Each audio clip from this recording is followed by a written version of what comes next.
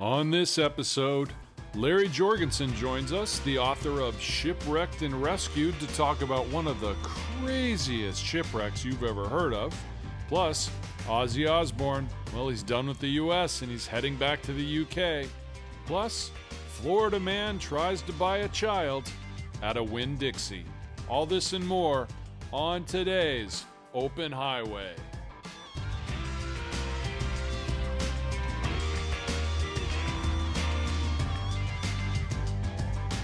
The Open Highway with Eric Erickson. Hey everybody, I'm Eric Erickson. I am your host of The Open Highway. Thank you for joining me today. As always, I am so happy to be here with you to share a little bit about what I find interesting and hope that you do as well. We are going to get right into it today. We have our guest, Larry Jorgensen. He's the author of Shipwrecked and Rescued. This is an incredible story about a 1926 shipwreck on the Great Lakes, the saving of the crew, the wacky things that went on in that, and a cargo of over 240 brand new cars that they had to save, and just what happened. It's an amazing story. Larry's coming up in a little while, and we'll talk about that. But first, as always, to the news. So you may have heard, you may not have heard, but Ozzy Osbourne has decided it is time to leave the US and move back to England. So while the Black Sabbath rocker and his family's Los Angeles-based reality show brought them worldwide fame, Osbourne is ready to make the move back to his native England. The 73-year-old cited gun violence in the United States as a factor in his decision to leave in an extensive interview in The Observer. And I quote, "Everything's fucking ridiculous there," Osbourne said. He said, "I am fed up with people getting killed every day. God knows how many people have been shot in school shootings, and there was that mass shooting in Vegas at that concert." So Ozzy and wife Sharon have put their Hancock Park mansion up on the market for $18 million, if anyone's interested. And they are resuming their residence in a 120-year-old Buckinghamshire home. They have a 350-acre estate.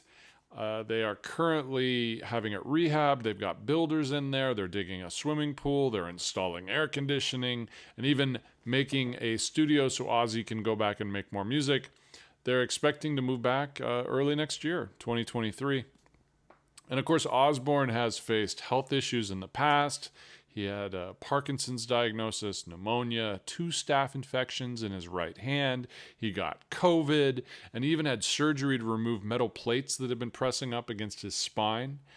Sharon explained it. It sounds painful. She said the screws had come loose and they were chipping away at the bone, and the debris had lodged under his spine. So his spine, instead of being upright, was hunched over.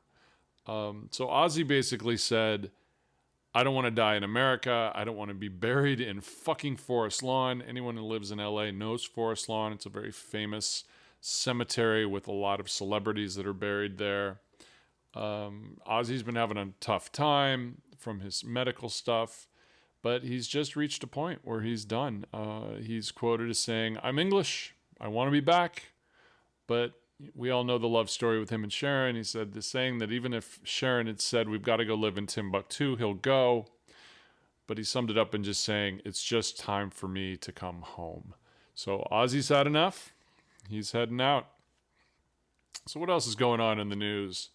You know that time.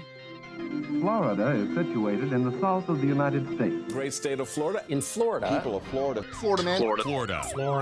Florida. Florida. Florida. Florida. Florida. It's Florida. That's right. It's Florida man time. So, down in Florida, police say that a man named Helmuth Kolb, Hellmuth, I guess that's Helmuth. They say that this man allegedly tried to purchase a young girl from her parents at a local Winn Dixie for $100,000. He was in the store and he approached this mother, and he was very impressed with the girl, apparently.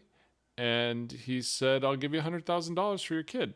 But the great part, in true Florida style, this wasn't the first time he's been doing this. Back in 2018, he offered $200,000 for an 8-year-old girl at a Walmart store. So just like everybody else, I guess times are tough. He's got to go down in price a little bit. You think maybe with inflation it would go the other way, but he is now under arrest. He's also a registered sex offender for similar issues. That's all they say here. But yeah, so Mr. Kolb is, he's comparison shopping, apparently, trying to pick up a kid. But only in Florida, right? It's Florida. So my guest today is Larry Jorgensen. He is the author of Shipwrecked and Rescued. This is a book about a 1926 shipwreck that happened on the Great Lakes. It's a crazy story. We get right into it. You're really going to enjoy this. So without further ado, ladies and gentlemen, Larry Jorgensen. I mean, how do you start it? You just started an interview basically with, I can't take Chicago. So we got to start it there. I mean, I get that. After living, Chicago's it's a fast city. Well, I went down there the night before the interview, stayed at his house. At that time, he was on the south side of Chicago. Mm-hmm. Get up in the morning, drive the Dan Ryan, go down. At that time, NBC was in the merchandise mart, Mm-hmm. fight that mess, go down there, go back to his place, spend another night, and all this Dan Ryan. And my grandmother lived in Chicago, so it's not like I was new to Chicago, And I said, "You do this every day?" He said, "Yeah. And I thought, I don't think I want to do this every day. No, I a couple of years ago, I was moving my ex-mother-in-law from Michigan to Minnesota. We got stuck. We drove through Chicago. We got stuck in traffic just getting through Chicago from the south side to the north side. 6 hours on the freeway. We ran out of gas. We had to pull over at one point, and that took an hour just to get off the freeway. So I love Chicago, but there's things I can do without. Yeah. And the Dan Ryan is one of them. Yeah. I went back to Green Bay. I was with the station up there for a few years, and then went off and did my own thing, and Dick Kay and I stayed friends. He died about 2 years ago. And, I'd go to Chicago and see him, and we stayed close, but he loved it. That was his thing. He was Mr. NBC political in Chicago. Everybody loved him. And, and he's the old Kentucky boy that just fell in love with Chicago. So everything could have been different. Your whole entire life could have been a television star. And I probably would have flunked out. Okay, I did good in Green Bay. I probably would have flunked out in Chicago. So how do you get from that to Shipwrecked and Rescued, the book? Well, okay, when I was in Green Bay, there was this copper mining strike up in the Keweenaw Peninsula. Mm-hmm. And they ultimately shut the mines down.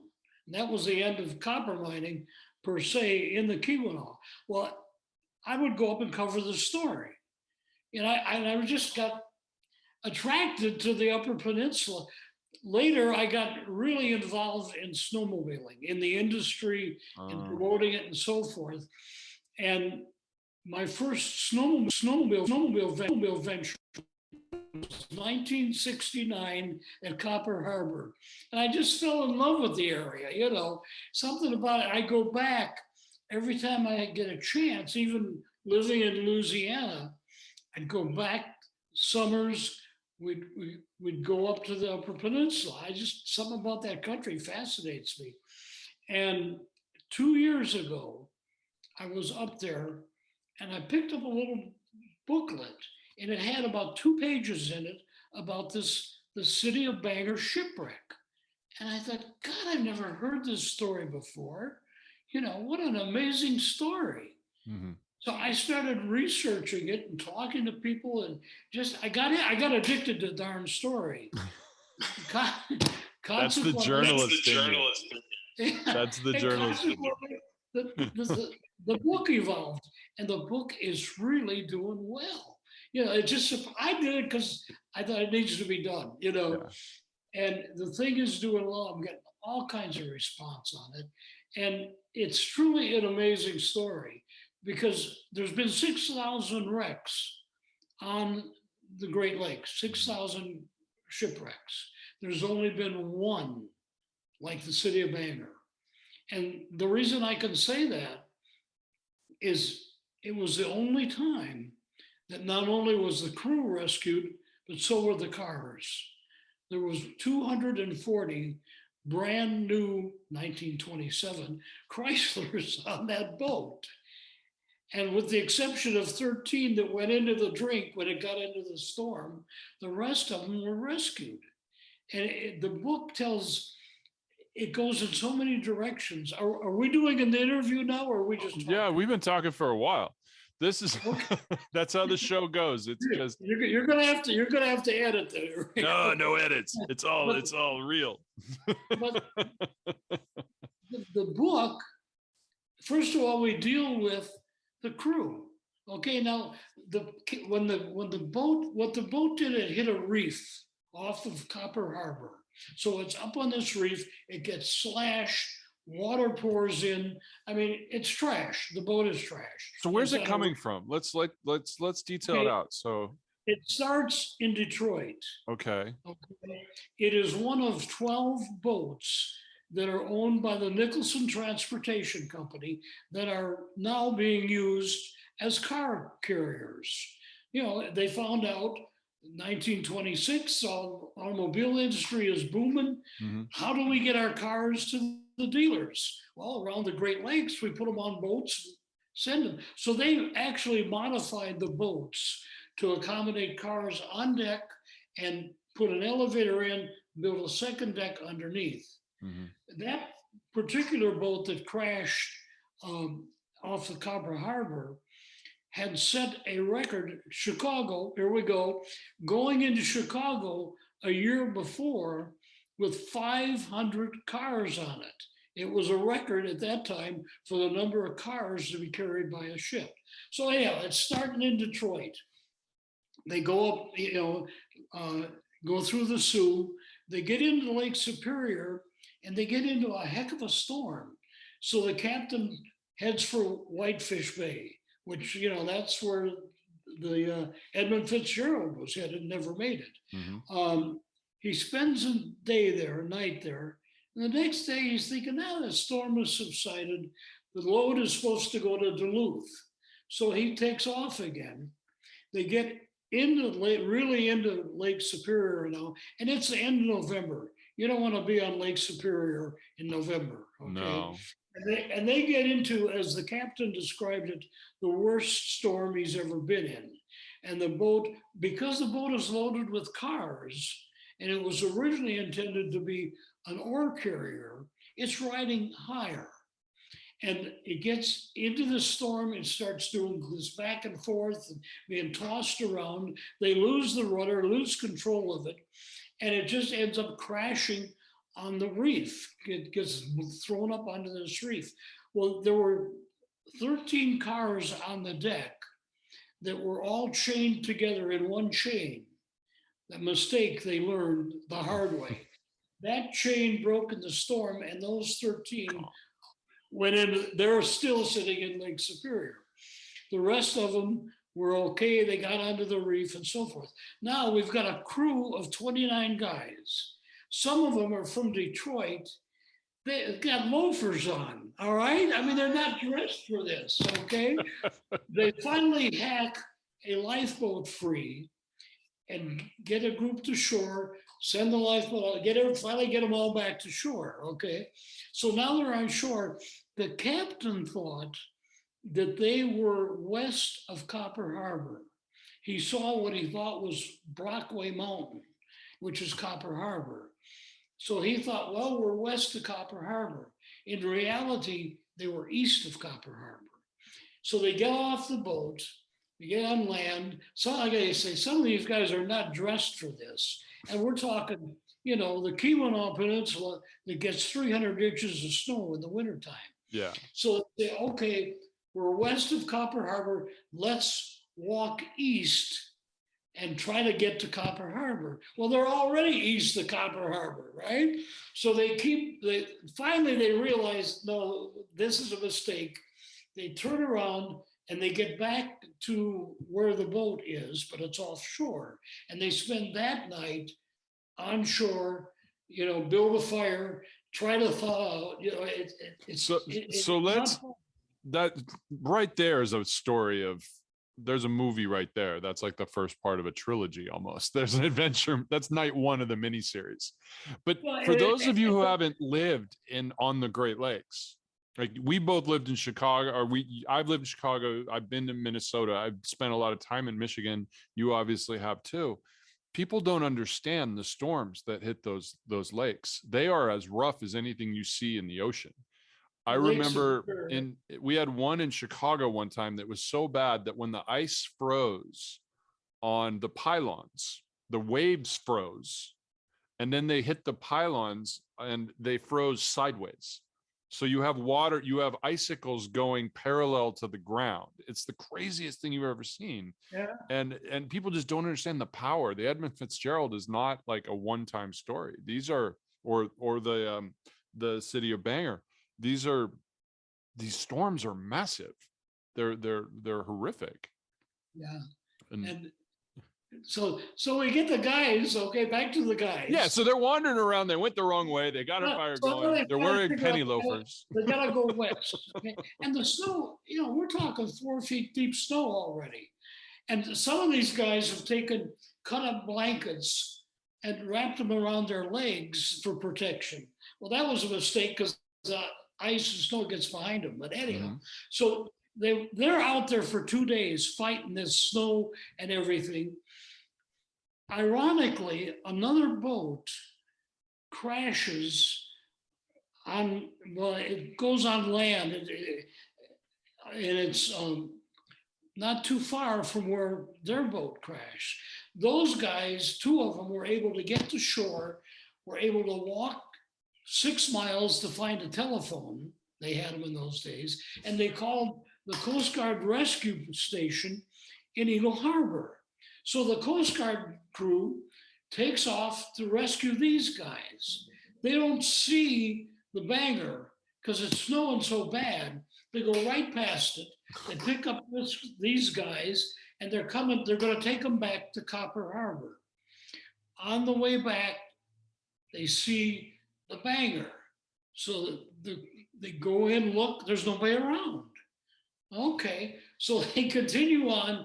Well, they eventually get to a little bay, and here's what's left of the crew struggling through the snow, and the captain sees them. So he pulls into the bay with the rescue boat, and he yells to them, "Build a fire. I'll know where you are. I'll come back and get you." So he takes the first crew, which is 21 guys, to Copper Harbor. Now, Copper Harbor in 1926, it's probably 24 people living there. It's in the boonies. Mm-hmm. So he takes them there. He goes back and picks up this other 27 crew and takes them to Copper Harbor. Okay, so now the population of Copper Harbor has probably tripled because we got 50-some rescued crewmen. Well, what are you going to do with them? They take the first crew. Some of them are able to stay at a place there, but most of them he takes back to Eagle Harbor. There's a rescue place there. The other ones, there's a family that has a home, and they say, "We'll take them in." Now, the father had just slaughtered 2 pigs, fortunately. So they had pork, and he had a well-producing cow. They finally get these, and it was a hassle to get these guys a half a mile from where they were when they got off the boat to this house, because they're frozen. some of them didn't think they were going to make it at all. They get to the house, they literally collapse around this big stove in the living room and start to thaw out. Well, so we've got the crew. Now this is end of November. We got the crew at this house thawing out. The captain of the Coast Guard rescue finally is able to get a message into Calumet, Michigan, which is about 40 miles away, and contacts the Laurium Hospital, talks to the doctor, says, we need help out here. We've got some people that are in bad condition. Well, fortunately, this story has so many facets to it. Yeah. Fortunately, there's a Chrysler dealer in Laurium who has been experimenting with a Chrysler to make a snow vehicle. He's got skis on the front of it, tracks on the back, and he's been playing with this. He's got it working. So out they go with this snow vehicle, 40 miles, pick up. Well, one of the things he did, he took the insurance man from the company out there who declared the ship it's gone. There's no ship, So then he picks up the ones that are really in bad shape, gets them back to Laurium, gets them into the hospital. Ultimately, combination of his snow vehicle and sleighs with horses, they get the rest of them into Calumet, Laurium, and get them into the hospital. Some of them stay there for a couple of months before they're able, one by one, they get released or are able to get back to their hometowns. But there's 4 of them that are there for at least a couple of months. And I was told, I couldn't prove it, but some of them decided after meeting a couple nurses that they would stay on the Keweenaw Peninsula. They settled down. So now we got the crew all squared away. Yeah, so the crew's all safe. So let's just, but No, still the boat, we still got the boat, right? And the 600, no, I'm sorry, not 600, the 580. No, 240. 240 Chryslers. Well, Walter Chrysler says, I want my cars back. So he hires a salvage company out of Duluth. He says, I'll give you $140 a car if you can get them back to me. So what they do, first of all, they build a surveillance shack out there to watch the boat, okay? They wait until the ice freezes around the reef. Now that's January. That's 3 months after the wreck, okay? The ice is finally solid enough that it will support a car. They build a ramp up to the top of the boat. They get the cars off of the boat, get them from down below, get them off of the boat. They thought they could blaze a trail through the woods to drive them on. Well, after 2 miles of trying that didn't work. But they realized that the ice was strong enough along the shore that they could drive them along the shore to Copper Harbor. So they finally get them to Copper Harbor, 200 and however many brand new Chryslers. Wasn't easy. Some of them didn't have batteries. So the ones that had batteries, they'd drive to Copper Harbor, and then they would take the batteries back and put them in the cars that didn't. They finally get 200 and some 1927 Chryslers to Copper Harbor. This is January, right? 300 inches of snow in the Keweenaw. Now what do we do with them? Well, if you can get them to Calumet, which is 40 miles away, we can get them on a train and ship them back to Walter. Walter Chrysler wants his cars. The problem is the road, very small road, from Copper Harbor to Calumet doesn't get plowed in the wintertime. If you're one of 24 people that live in Copper Harbor, you're there for the winter. So now what do? They get there's 2 counties involved. They get the Highway Commission from both of those counties to start plowing. And they plow for 3 weeks. They even have to bring in a plow from Minnesota. It's got these rotary blowers on it, a new thing, right? Because the plows they had weren't handling it. they finally get the road open. And so now we got to get the cars from Copper Harbor to Calumet, 40 miles.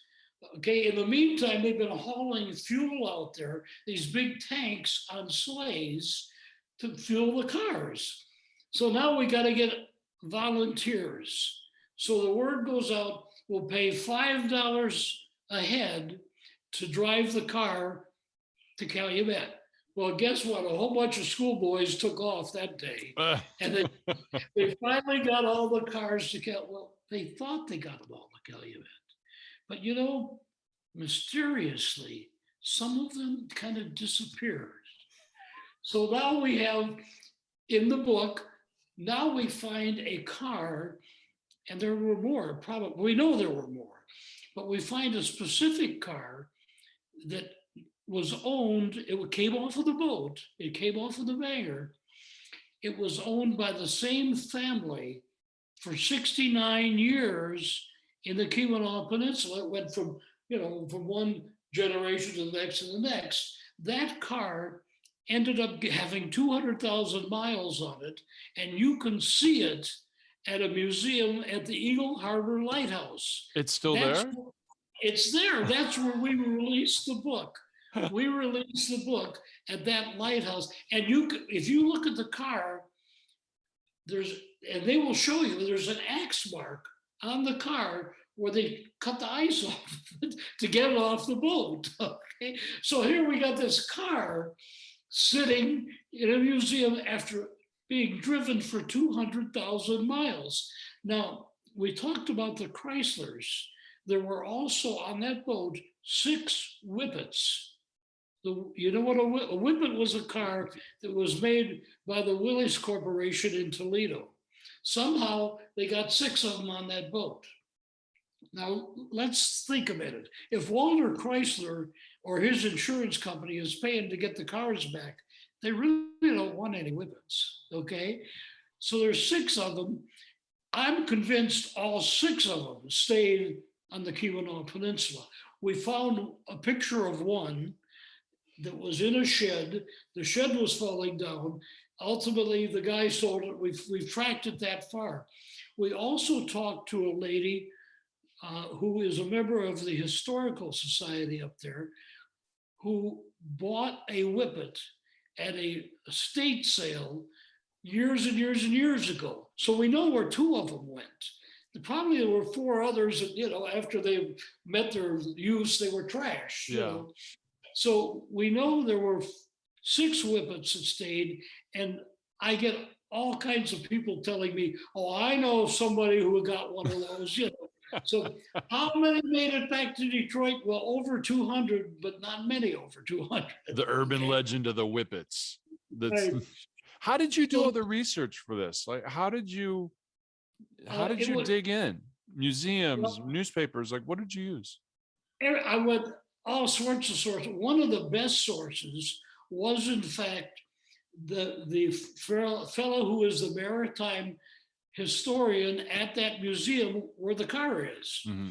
He had done a fair amount of research, and he actually had talked to the daughter, or maybe it was the granddaughter, of the captain of the rescue boat. Now, the great thing, the captain of the rescue boat was an amateur photographer. So he got some fantastic photos, which are in the book. I mean, there's a photo of him coming off of the boat. There's a photo, and everybody knows the Copper Harbor lighthouse. It's significant. There's a photo of the cars going along the shore, and the lighthouse is in the background. So that was a big help. But we went to like Michigan Tech archives. We went to historical groups all over the Upper Peninsula, getting information, interviewing people, getting photos, digging out old newspapers. I became addicted to the darn story. Is what happened. How much of it? So as a journalist, though, like it's ingrained into you, check your sources. It's ingrained into you. I was at City News. If your mother says she loves you, check it out. That's just something you're taught. So how much of it was documented And how much of it was like, oh, well, my grandfather told my dad, told me this? Like, how do you work between those kinds of sources? The bulk of it was documented. In fact, in the book, we talked about that family that saved the crew. Mm-hmm. I was able to talk to, and she came up from Indiana to Copper Harbor, the granddaughter of the wife and husband who saved the crew in their house. And she told me all kinds of things. She brought photos. She also brought, and it's in the book, Mm-hmm. she had dug through her grandmother's little stash box and she found a Christmas card that had been sent to them by the first mate of the Bangor. After he was back home in Ohio, he sent them a Christmas card thanking them for saving the crew, for the hospitality, wishing them the best of the season.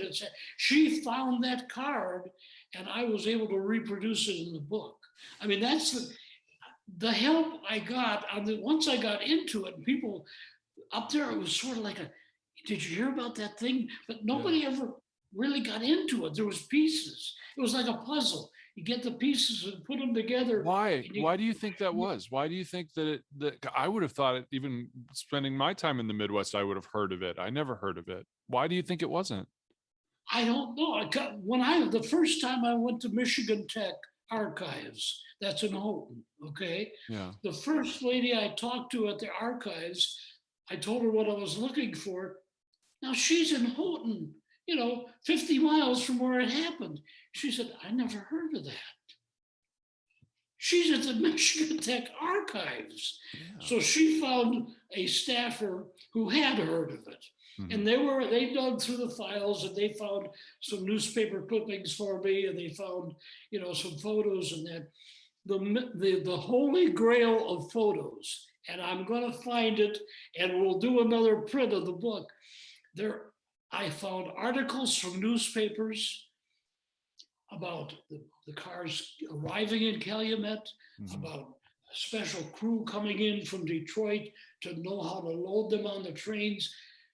Nobody has got a picture of the cars on the train. Somewhere in some family album, you had, almost 200 people drive those cars. Somebody must have taken a picture of Grandpa's car being loaded on a train. Somebody had to. You'd think that newspaper that wrote the articles about it would have thought to send a photographer to take a picture of the cars on the train. I even went to railroad museums and railroad historians thinking maybe they would have a picture. Yeah. It's somewhere. I will find it. Okay. But that was the fun of it. That was the fun of the research. So I have to ask, what happened to the ship? Okay. Another part of the story. The ship sits there on the reef for 18 years. Immediately after it was declared junk, there was a salvage crew that went in and I say took the goodies off the top. The steering house and the boilers and that kind of stuff. There was thought when that crew was in there that they could refloat what was left of the ship. Mm-hmm. They actually temporarily patched the gash and they put some pumps in there to try to pump it out. Well, when it finally got time where they could get a tug up there, it was too high on the reef. They couldn't get off the reef. So it sat there for 18 years. What happens? World War II. We need steel. Mm-hmm. So all of a sudden, there's another salvage company commissioned. They go out there with torches and so forth. They cut the thing to pieces. And I've got a picture of a bulldozer, dragging a piece of it across the tundra, and they were able to salvage a lot of it. And it went to World War II. Ironically, there was another ship that had hit a reef a couple miles away. So while they were there, they salvaged that one too. but that was salvage number one. They basically got the goodies, but there was still a lot of boat there. There's a couple loggers that are out cutting down trees in the woods. And they say, we could make a lot more money if we could salvage some of that steel. So, and I've got a picture, they concoct this truck with a big boom on it. And we got a picture of it in the book, big tires, and they go out there and they start pulling this stuff out of the water. And that's salvage, sort of a pirate salvage operation number two. Okay? So they get more steel. There is still to this day people that will go out there and occasionally find a small piece. But if you go to that museum where the car is, there are pieces of the city of Bangor at that museum. So, you've got all these pieces of this story. You've got rescues of cars, rescues of people. The family that originally rescued the crew, the father, or the husband, I guess we should say, later ran for sheriff and was elected. So they moved to Eagle River, Michigan. It's just down the road, because that's where the county seat was. So they moved there. He becomes the sheriff. So his wife Ida, who obviously goes along, she becomes sort of the unofficial undersheriff. She's a hell of a cook. And so if a guy is found, guilty of committing some sort of violation and has his choice of paying the fine or going to jail, most of them took jail because they knew Ida was cooking. So anyhow, the guy, her husband is sheriff for a full term, runs for a second term, which would start in January.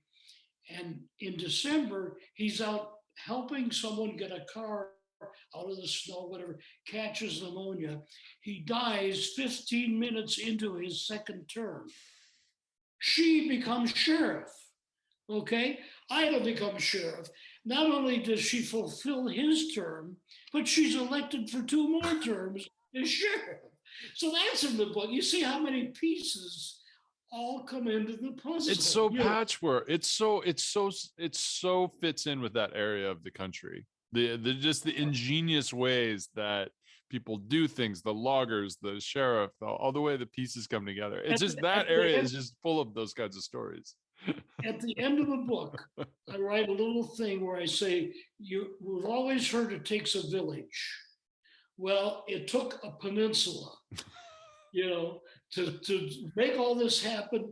And it is typical of the people that are strong enough to live in the Keweenaw Peninsula.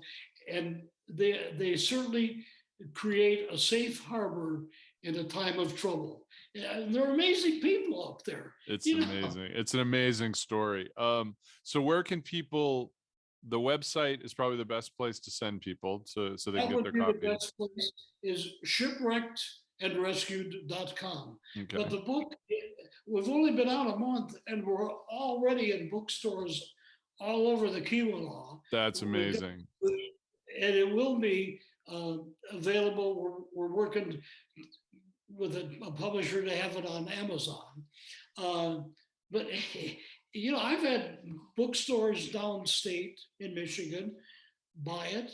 It's on 2 bookstores out on the Big Mac Island. Okay, it's out there, and just it's amazing the way it's been received. I get calls from people that have heard about it. See, the one thing about Yoopers, people that live in the Keweenaw, in the wintertime, a lot of them vamoose, they go south, they go to Florida, they go to Arizona, they go wherever. Yeah. So I'm getting emails from people thousands of miles away that want a copy of the book. Well, they're simply Yoopers that have escaped the snow, is what they are. They'll be back in the summer, It's just been it's been a pleasure. I've done some other books. This one has been a lot of fun.